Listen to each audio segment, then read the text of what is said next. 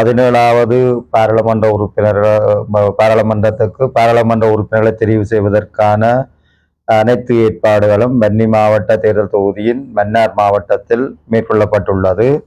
மன்னார் மாவட்டத்தில் 90,607 வாக்காளர்கள் இம்முறை வாக்களிக்க தகுதி பெற்றிருக்கின்றார்கள்.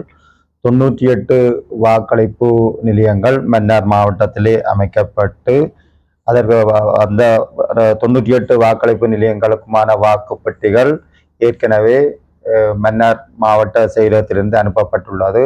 அதில் 50 வரையான வாக்களிப்பு நிலையங்களுக்கான வாக்குப்பெட்டிகள் ஏற்கனவே சென்றடைந்துள்ளது. மன்னார் மாவட்டத்தின் பாதுகாப்பு ஏற்பாடுகளை பொறுத்தவரை போலீசார் மற்றும் STF விசேட அதிரடிப்படையினர் பாதுகாப்புக்காக ஒழுங்குபடுத்தப்பட்டுள்ளது.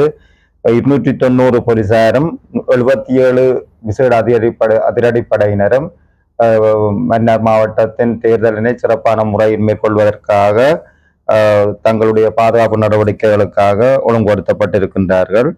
அதனை விட மன்னார் மாவட்ட தேர்தல் கடமைகளுக்காக 1603 அரச உத்தியோகத்தர்கள் தங்களுடைய தேர்தல் கடமைக்காக தங்களுடைய பணிக்கு ஏற்கனவே அமர்த்தப்பட்டு மன்னார் மாவட்டத்திலே சிறப்பான தேர்தல் நடாத்துவதற்குரிய அனைத்து ஏற்பாடுகளும் செய்யப்பட்டு இருக்கின்றது.